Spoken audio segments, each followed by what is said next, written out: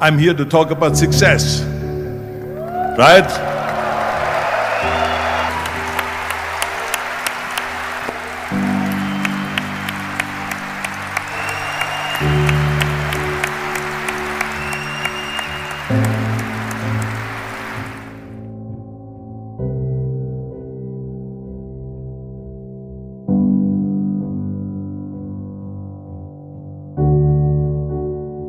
Now let me get right away to the first rule of success.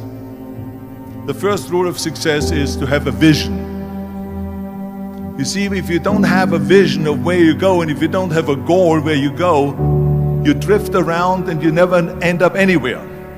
It's like you can have the best ship in the world, you can have the best airplane in the world. If the pilot or the captain doesn't know where to go, it would just drift around. It would not end up anywhere, or most likely in the wrong place. So I was very fortunate that I stumbled onto my vision. I mean, as you know, I was born in 1947 in Austria after the Second World War. And I didn't really like Austria when I grew up. I couldn't wait to get out of there. I couldn't see myself becoming a farmer or a worker in a factory or anything like that. Even though my parents wanted me to stay there and have a normal life. My father wanted me to become a police officer like he was. My mother wanted me just to stay there and marry a girl and have a bunch of kids. But that was their vision, not mine. My vision was totally different. I felt that I was born for something special, for something unique, for something big. So I was searching. Then one day I went to school. I remember I was 11 years old, and they showed a documentary about America. And all of this stuff, and I said to myself, that's where I want to be. I don't want to be around here with these little farmhouses and these little buildings, and everything is old. I want to be in America. But now the question was just, how do you get to America? In those days, it was a very expensive trip. It's not like today. So again, I was very fortunate that one day after school, I walked by a store in Graz. And it was the only store that really sold kind of American stuff. So I went inside and I looked around and I looked at this stuff, and then I saw a magazine. I saw a bodybuilding magazine that had Reg Park on the cover. Reg Park was then a 3-time Mr. Universe. And I saw him on the big screen as Hercules. And on the cover it said, how Reg Park, Mr. Universe, became the Hercules star. So I looked at the cover and I said to myself, I got to get this magazine. So I bought the magazine. I took it home and I read it over and over from the front page to the back. It had everything in there, how he trained, how he was working out in Leeds, England, in a factory town, how he worked out every day for 3-4 hours and became the strongest man of Europe, and how he won Mr. Europe, Mr. Great Britain, and then eventually Mr. Universe, and how he won the second Mr. Universe and the third Mr. Universe, and how he was discovered play the starring role in Hercules. I read that and I said to myself, wow, this is the blueprint for my life. This is exactly what I want to do. I want to become a bodybuilding champion just like Reg Park. I want to get into movies just like Reg Park. And I want to make millions of dollars and be rich and famous just like Reg Park. Do you know how great it felt that I knew where I was going? Imagine the majority of people don't know where they're going. I knew where I was going. So it was just a question of how do you do it? I was so relieved. Because when you have a goal, when you have a vision, everything becomes easy. So I knew where to go. So people always ask me, when they saw me in the gym in the pumping iron days, they said, why is it that you're working out so hard? 5 hours a day, 6 hours a day, and you have always a smile on your face. The others are working out just as hard as you do, and they look sour in the face. Why is that? And I told people all the time, I said, because to me, I'm shooting for a goal. In front of me is the Mr. Universe title. So every rep that I do gets me closer to accomplishing that goal, to make this goal, this vision turn into reality. With the age of 20, I went to London and I won the Mr. Universe contest as the youngest Mr. Universe ever. And it was because I had a goal. And this is no different than anything else, what I'm talking about. This is not just about bodybuilding. It was the same in acting. And the same thing is also in politics. I remember that in politics, I had a very clear vision that I will be the leader of California. This is as far as I could go because I was not born in America, so I could not run for president. So being the governor of the 5th largest state was for me really the ultimate title, the ultimate accomplishment in politics. So even though people came up to me and says, why don't you go and run for something smaller, you're never gonna make it. I ran for governor, and then 2 months later I became governor of the state of California. Again, because I had a very clear vision what I'm gonna do with California. So let me tell you something, visualizing your goal and going after it makes it fun. You got to have a purpose no matter what you do in life. You got to have a purpose. So that's rule number 1, have a vision.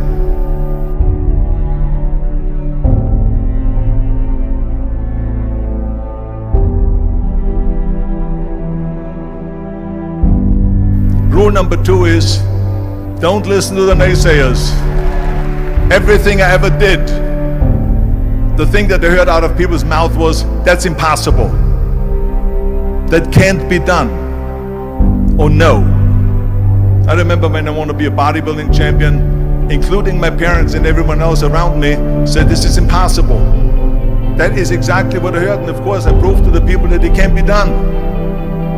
So whenever someone said to me, it can't be done, I heard it can be done. When they said no, I heard yes. And when they said it's impossible, I heard it is possible. Because I am a strong believer.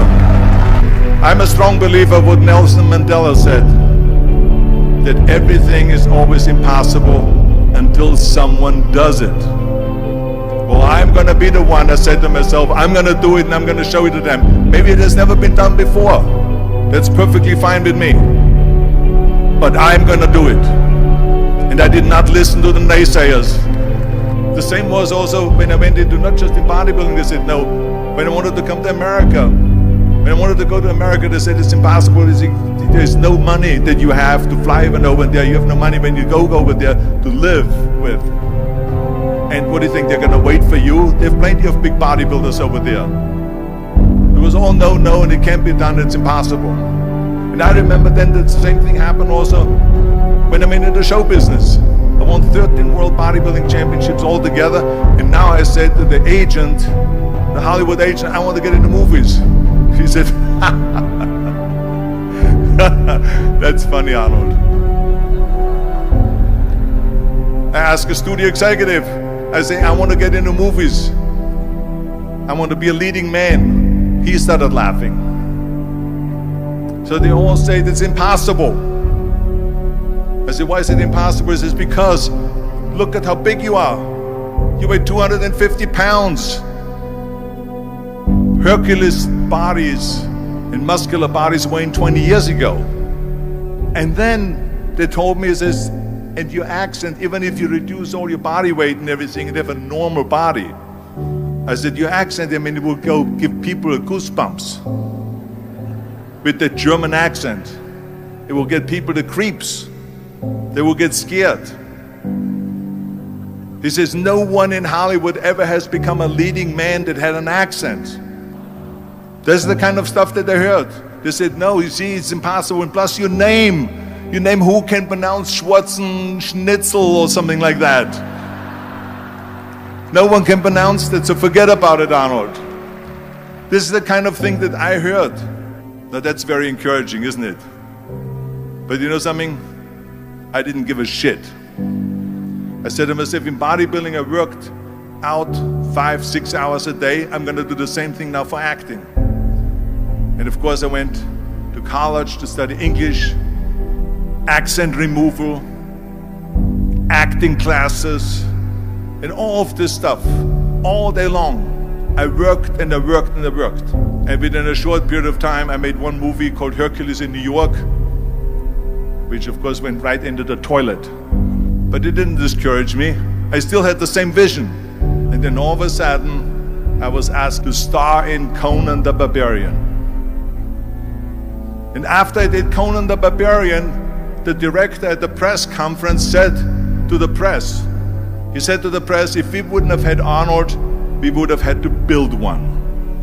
And the same thing was with Terminator. After we were finished filming Terminator, Jim Cameron said to the press, if Arnold wouldn't have had that accent and talked like a machine, I think the movie wouldn't have worked. So think about that. The body and the accent that they attacked was an asset.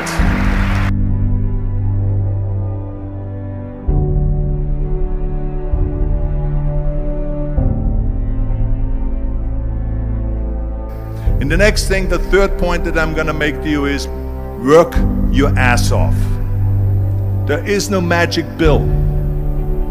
There is no magic out there. You cannot get around. You have to work and work and work.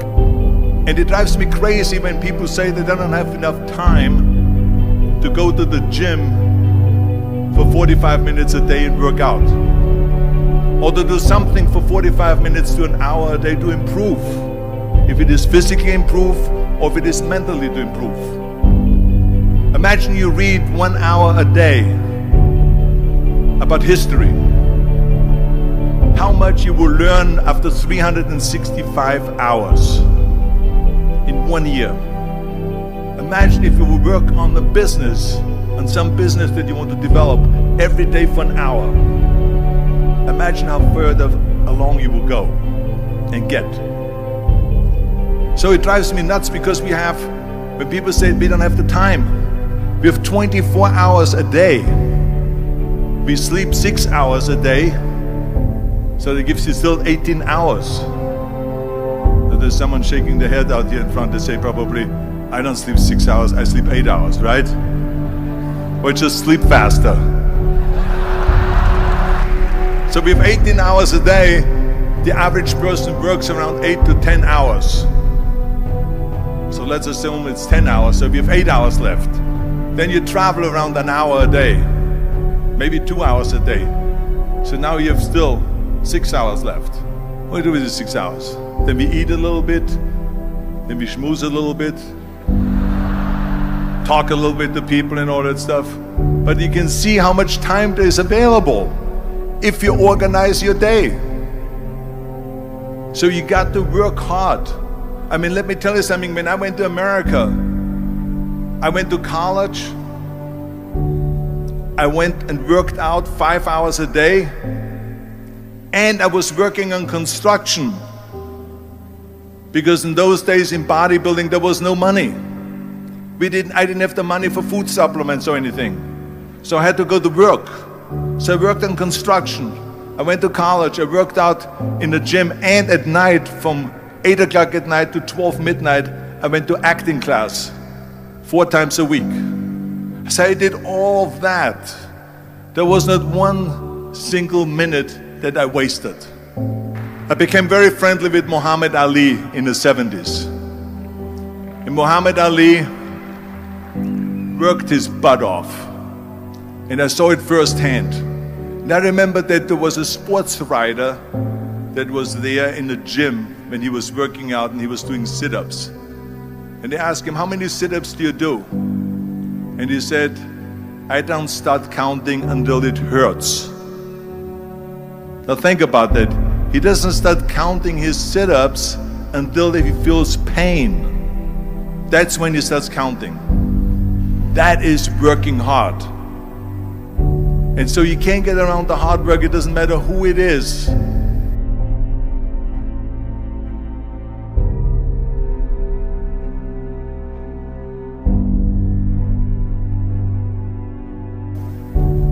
Well, I hate plan B.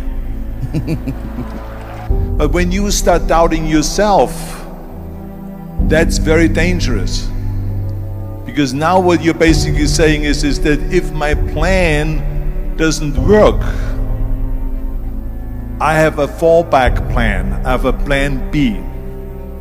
And that means that you start thinking about plan B, and every thought that you put into plan B, you're taking away now that thought and that energy from plan A. And it's very important to understand that we function better if there is no safety net. I'm telling you, I've never ever had a plan B. I made a full commitment that I'm gonna go and be a bodybuilding champion. I made a full commitment that I'm gonna be in America. I made a full commitment that I'm gonna get into show business and I'm going to be a leading man. No matter what it takes, I will do the work. I will do the work over and over and over until I get it. And the reason, one of the main reasons why people want to have a plan B is because they are worried about failing. What is if I fail, then I don't have anything else? Well, let me tell you something, don't be afraid of failing, because there's nothing wrong with failing. You have to fail in order to climb that ladder. There's no one that doesn't fail. Michael Jordan said in one of his interviews, when they said, "You're unbelievable, you're the greatest basketball player of all times." I mean, tell me about that. And he says, well, you're just mentioning the successes. But he says, for me to become the greatest basketball player, I missed 9,000 shots when I was playing basketball at the NBA games. Does it make him a failure? No. He's one of the greatest basketball players of all times, but he failed 9,000 times. Do you get it? We all fail. It's okay. What is not okay is that when you fail, you stay down. Whoever stays down is a loser. And winners will fail and get up. Fail and get up. Fail and get up. You always get up. That is a winner. That is a winner.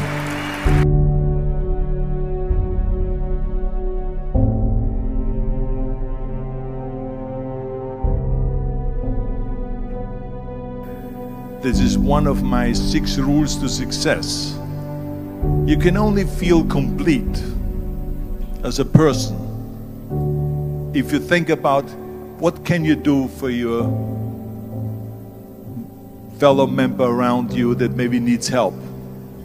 I was an immigrant going to America, and I saw how America was the most generous country in the world. I mean, they opened up their arms to me, they helped me, they invited me for Thanksgiving dinner. The people, they brought me, the bodybuilders in the gym brought me plates to my apartment because I had no plates, I had no silverware, I had no bedware, I had no pillows, I had no blanket, I had no TV, I had no radio, I had nothing.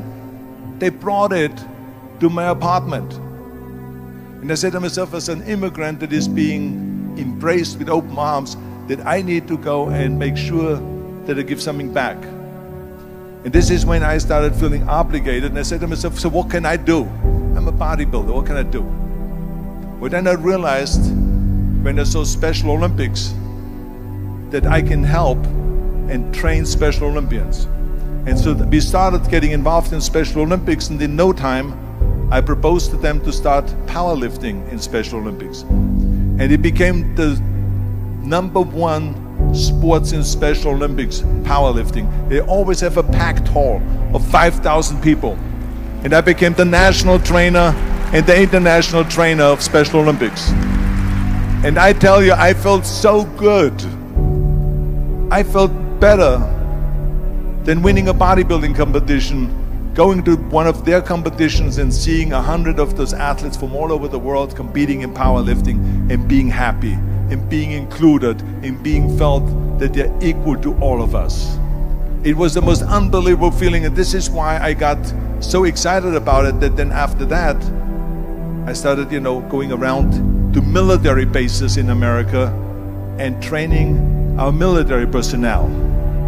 Because in those days, bodybuilding and weight training wasn't popular. Now it is. Now when you go to Iraq, to Baghdad or something like that, you see the American soldiers train. They have the biggest facilities. It's like this dome here. This is how big the training facilities are now. So I went from military base to train the soldiers, and the sailors, the airmen, and all of them. The more I got into that, the more I realized how good it feels to give something back. And that's when my idea came about after-school programs, because after school, when I traveled to all the schools to train students, I saw there was a huge gathering of students after the school was over outside the school.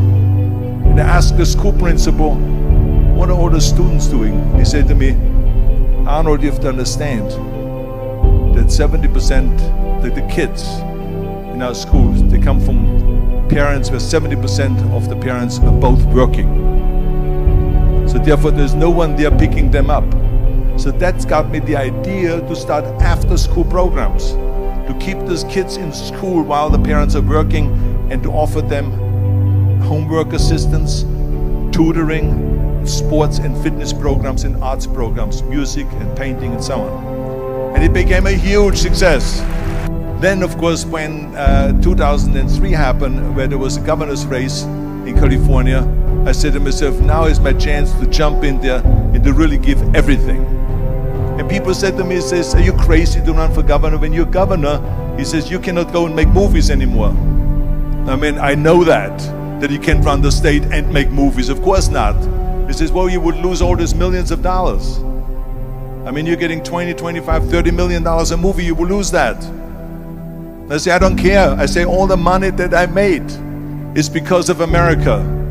My success is because of America. Everything that I've accomplished is because of America. I say, so for me now to give something back for 7 years and not to make money makes no difference to me. I say, I'm gonna do it. And I jumped in the end of the race and did it. And let me tell you something, I'm not poor because those 7 years I didn't get paid. I'm perfectly fine. And it made me feel good that I could give back to America.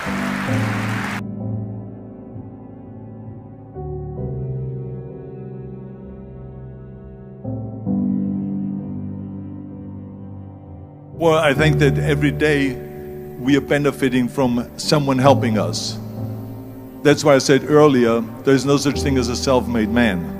I mean, when you think about it, you're born and you need your parents to raise you. You need your teachers to teach you. You need your coaches to do sports.